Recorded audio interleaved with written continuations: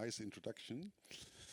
So basically, we are in this field of what you call the intersection between art and technology, really since '99. So I learned to program somehow more or less self-taught, studied illustration design, and the company functions in a really similar way. Like half of us are designers, the other half are also designers, but they can program.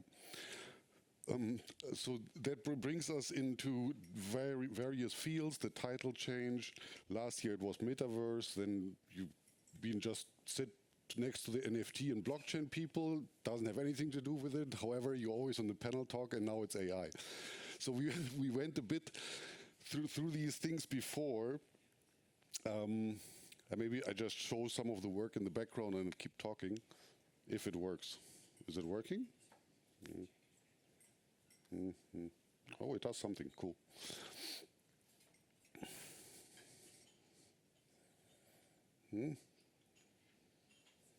Should show a movie now. Oh, you still have to do the clicking? Okay, I'll just talk about it from time to time. Sorry about that. So here in the background you see some of our work. We specialize in the field of immersive experiences. So some of this work is VR based. Some you call it today Metaverse, which is more or less multiplayer experiences. And we do the same things in spatial design. So we basically bring digital, mostly immersive installations into space. It's actually more about telling stories than about doing a lot with tech. We kind of have this ambiguity towards technology. Because my founding partner, when I met him, he barely knew how to use Photoshop.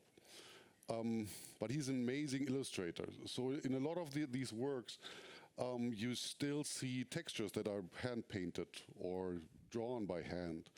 And we like to counteract technology a lot with these old-school, analog, never-changing, but always personal technologies. A hand drawing is always in a cultural context and in a human context. Your prompt, not so much, to be really honest. So that's a bit what we do. In the beginning, I talked a bit about this, like, okay, we started in '99, and you're kind of being set next to people that do tech stuff all the time, with a lot of screaming, and the screaming gets louder and louder.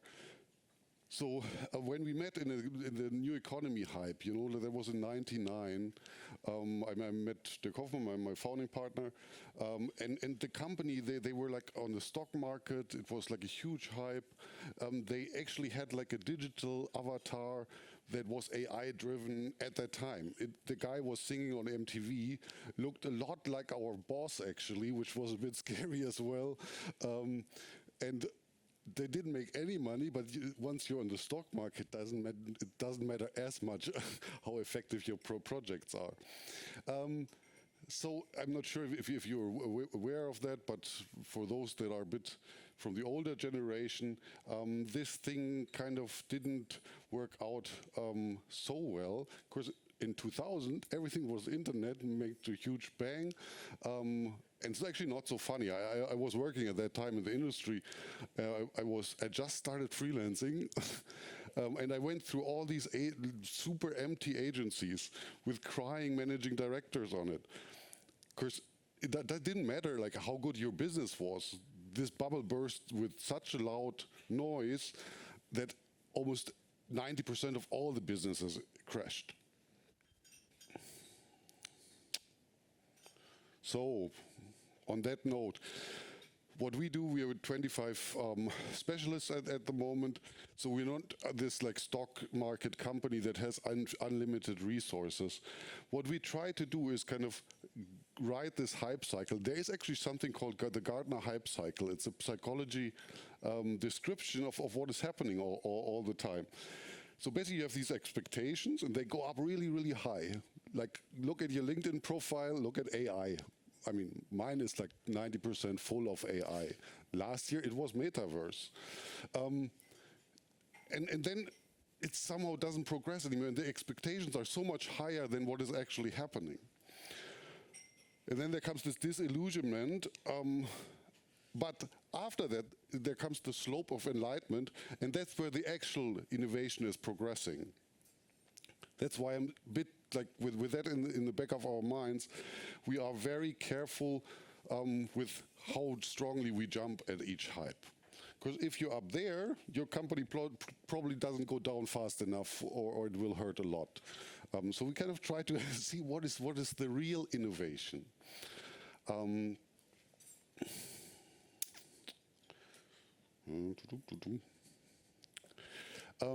Yeah, we can just keep going, I think. So our lives.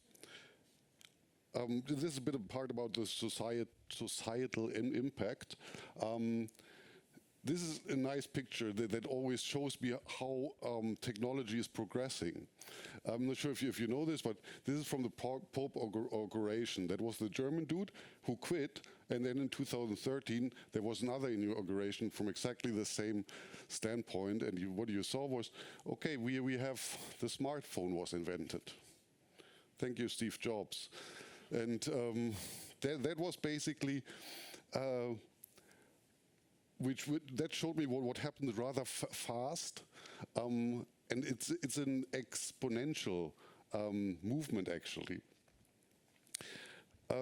So seeing this impact on society, I want to talk a bit about the impact that neural networks can have. So just before that, when this is another part on how it changes the society. So you have the active leisure time. That's what you do, meeting people outside, doing sports. This went up and the screen time went to 7 hours per day for an adult. That's a lot. And before the smartphone, it was much, much less. So with this, you kind of see how technology is influencing us. And this happens in a really, really exponential way. So it gets faster and faster and faster. In 2015, we started playing with VR glasses. Then there came some LEDs. And just this year, there was the Quest Pro. These AI tools, they are just dropping and dropping and dropping. And I'm not sure if you're familiar with the Neuralink concept. That's a nice one. So the theory that Elon Musk again is that at some point we have to work with AI. And we have the one who does it best will have advancement towards the competition. Problem is we just have sticky meat fingers. And if we want to communicate really fast with AI, it's probably better to implement something in our brain. That's what the Neuralink does, and it basically there's a nice chimpanzee lady which already knows how to tell the computer to draw certain things. Well, welcome to the brave new world. But all these, like, you get a bit crazy with this AI stuff. Of course, there are so many people talking about it, and they have absolutely no clue. But you have all these Terminator movies and this sci-fi stuff, and sometimes it's happening. So let me just try one really simple thing. I'm not a specialist in this area, but I did some tutorials. It like really takes a couple of hours. I recommend everybody to do it, to really write a neural network. And I'm just talking specifically about neural networks because sometimes it's just algorithm, and everybody also calls it AI. They are not intelligent in that sense. It's just a bit of math, which is helpful as well. But specifically a neural network. So basically, this is really basic 1 + 1 math. You have the x's are called an input layer. So a certain number comes in there. Then you have weights, 1, 2, 3, 5, also different. And then there's a hidden layer, which is just, we add those things together, and out there comes a y. So you can do this with a really, I think, second grade math. It's not that complicated yet. So now what's interesting is this doesn't just do its thing, it has a training phase. So you train these things and say, hey, you guys look at Y, we reverse this, and all the X's, you guys stay the same, but the weights, you guys are known how wrong you were. And please memorize that. So you were quite like the 4 was out, doesn't really matter, the X part doesn't change, but the weights. So far clear, no? It's just 3 elements. That's basically, it's very basic, I agree, but to understand the concept.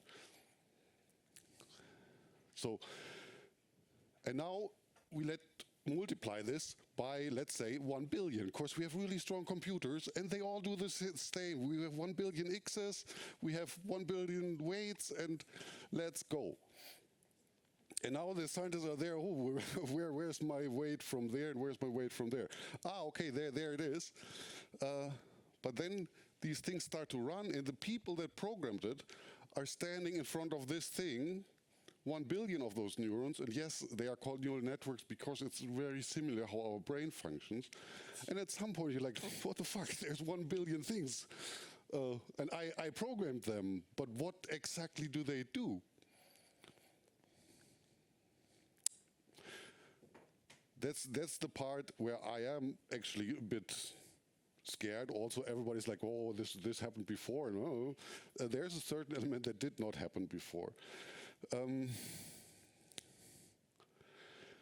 So these guys, Midjourney, the design tool, I hope you're all using it by now. Otherwise, I don't have a job next year. But that was when it started. And I was like, wow, because this was really powerful. And it had like a design language that was implemented in it that makes it easier for designers. So, and there, if you prompted just man, that's it. It would do this, and unfortunately, the lower ones are the important ones. They look all different. And then there was this lady. They called it the ghost of Midjourney. So if you prompted woman, you have to go back. It's always the same face. Nobody knows why, not even the guys that programmed it. Nobody knows until today, and it appears, and at some point in the later version it disappeared again. But that was like an example of how this really basic concept becomes so complicated, because it's been multiplied, that not even the programmers have control over it anymore. And you do, even if you do complicated physics, math, these architecture calculations, you do have control over it. You can find, oh, there's maybe a mistake. But here, nobody knew where this lady came from. So, to make it really clear, I'm not afraid that AI takes my job, but I am really afraid that the impact on society is so strong that if you have mental health issues already now, you better start finding a place in the jungle without a computer. Because it just speeds up things. Like in our agency, we would take 10 days maybe to do a nice style frame. Now we do 10 in half a day. And our whole process speeds up accordingly. And you don't even have a choice. I told all our designers, also the 3D people, we use all these tools as massively as we can. Because otherwise the others will do it. And let's still try to have them as an addition and not just, the worst thing you can do is do a prompt and then build a 3D model from it. It's guaranteed to be a pretty bad project, by the way. So on the more positive side, we use it, and we built this platform last year. We call it Soil, and it's basically a multi-user metaverse platform, which can do beautiful things, and in the design process of these worlds, we use all these tools that I think, now that was too fast. Playing? Oh, well. So that's an example of a world that we built for the Metaverse fashion show. And in the process, we use a lot of mid-journey style frames. And on another level, like for example, for animations or so, you also use AI tools. It's incredibly helpful. It speeds up the process. But the actual style frame we always do by hand. We start in the beginning. It's a bit like a mood board, but the actual thing, and then you have to run around it to get the proportions right. AI is really terrible in proportions and compositions, also really bad actually.